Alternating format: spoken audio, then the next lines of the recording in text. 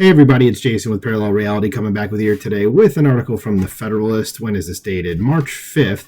And the title is Democrats, not Trump or his supporters, are the real extremists. And anybody that's been paying even the slightest bit of attention will go ahead and agree with that. But let's go ahead and illuminate everybody else and see why. So it says, the recent unanimous Supreme Court ruling should be a stark reminder that Democrats aren't playing by the rules anymore. And it'll tell you what that Supreme Court ruling was right here. It says, hot on the heels of a 9-0 Supreme Court ruling on Monday that states have no power to remove former President Donald Trump from the ballot, Democrats and their lackeys in the corporate press denounced the court for supposedly meddling or interfering in the election. It says, not since Bush v. Gore have we seen a court that's had this many opportunities to interfere in an election, said former Rep. Donna Edwards on MSNBC. You know, always that bastion of truth is MSNBC, which is really nothing more than state-run media. As NBC News' Ken Delanian mused that the 9-0 ruling would be seen by many people as the court essentially interfering in some sense in the election. So they're interfering in the election by their logic by letting people vote for the person that they want to vote for. How does that make sense to them? I know it's MSNBC, so it's not really supposed to make sense to them, but okay, sure. It says, got that? When Democrats interfere in a presidential election and launch what amounts to an insurrection against the U.S. Constitution, and the Supreme Court steps in and unanimously puts a stop to it, it's the court, not Democrat activists, who are interfering in the election. Yeah, it almost feels like it's a Republicans pounce sort of situation, like we noticed a thing they were doing, so the people get pissed at us for noticing it, as opposed to, you know, the people who are actually doing the thing. So let's keep going. It says, the hypocrisy here is breathtaking but not unexpected. Democrats engage in this kind of projection constantly. That's very true. It says, taking an extreme position and then decrying any dissent or resistance to it as extremists. It says, in the Colorado case, two well-funded leftist groups with anodyne names, Citizens for Responsibility and Ethics in Washington and Free Speech for People, waged a lawfare campaign with a far-reaching reading of the 14th Amendment's insurrection clause, managing to get Colorado's Democrat-dominated Supreme Court to rule in December that Trump is ineligible to appear on the ballot. And I think that ruling was only like 4-3, so it wasn't like unanimous or anything like that, so it was pretty close. But you like how leftists always, they make things sound very nice.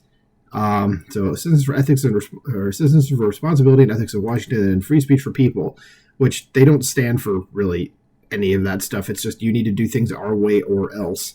So keeping on going here, it says the plan was to do this in numerous states, foreclosing the possibility of Trump's reelection. So again, the people who are going to talk to you about democracy and everything are, no, you can't vote for the guy you want to vote for.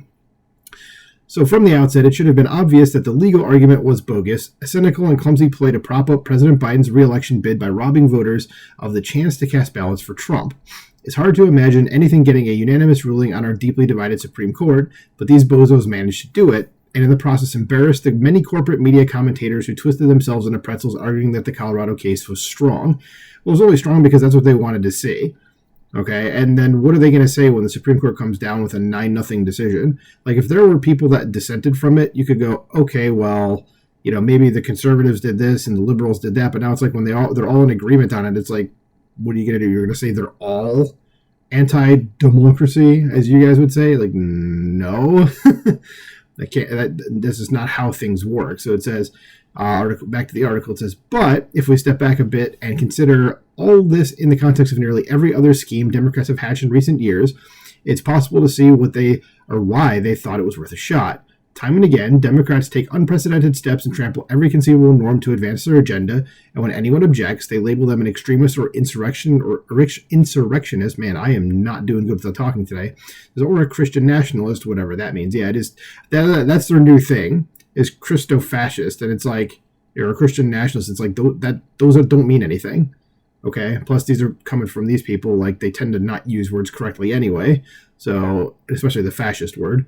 But it says they project onto their opponents, and especially onto Trump, the very things that they're actively engaged in doing. Now, before I even continue, and I am sure that the article is about to go into some of those things, and I haven't actually read this article, I should have said that at the beginning, but think about right now things that are going on that the Democrats are doing that they're telling you that the right is engaged in doing or is going to do. Okay, you could probably come up with a number of examples. So let's see what this article says. It says an obvious example of this is when Democrats warn that if Trump is reelected, he'll use the Department of Justice and the FBI to go after his political rivals. Oh, really? This is exactly what the Biden administration has been doing for the past 3 years to Trump, his lawyers, and his supporters. The criminal cases against Trump are nothing if not the weaponization of the DOJ to crush an unpopular sitting president's chief political rival. The weaponization began even before Trump won the White House in 2016. In the waning days of the Obama administration, Democrats used the FBI and the intelligence community to go after the Trump campaign and continued going after Trump after he won the presidency, perpetuating the Russia collusion hoax for years with the assistance of a complicit corporate press. If anyone is using the levers of government power to go after their enemies, it's Democrats, not Trump.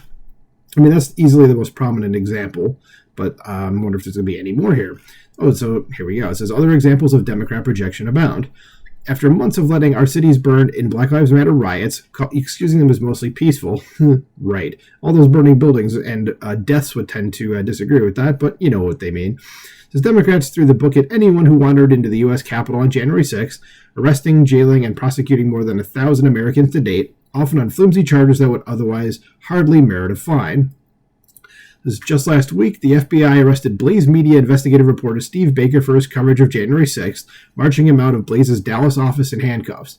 Democrats feign outrage at the arrest of the Wall Street Journal's Evan Gershkovich in Russia, but they gloat, as NBC News did, when the Biden administration does the same to right-of-center journalists here in America. Yeah, so, I mean, if you guys haven't heard anything about this, click on this link right here to see what happened to this guy. And he was also on one of Tim Pool's live shows. If you find that one, just go look, just search Timcast IRL and then Steve Baker, and you'll probably be able to find the episode. And he talks about it. It's harrowing as hell because this dude did absolutely nothing wrong. He was just there, and they decided that they were going to go after him. So it's pretty crappy what the administration is doing to him.